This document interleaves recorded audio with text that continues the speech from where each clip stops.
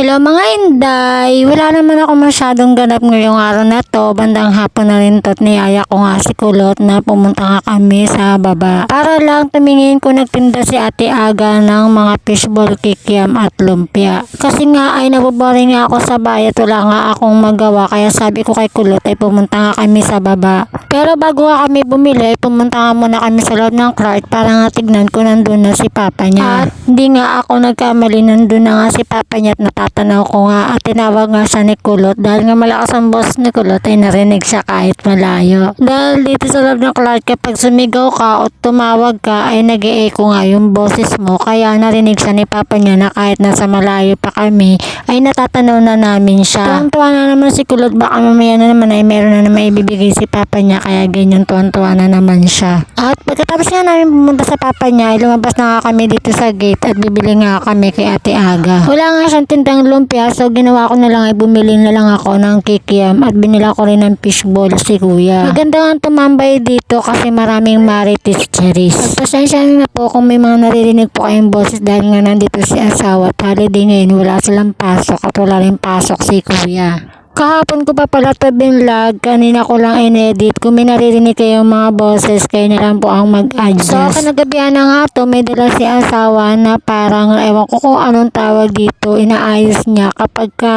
naayos, tignan niyo, papakita ko po sa inyo. Ganito na po yung itsura niya, na kapag pinatay mo yung ilaw, ay parang may lumalabas sa mga bituin-bituin na maliliit. Ganyan po siya, kaganda. Ganda nga ako dito, kaya nga sabi ko kay asawa, ilagay niya sa kwarto namin para kahit nakapatay yung ilaw, ay maganda pa rin tignan. Tinesting nga namin sa kwarto ni Kuya. Ganyan kaganda kapag walang ilaw.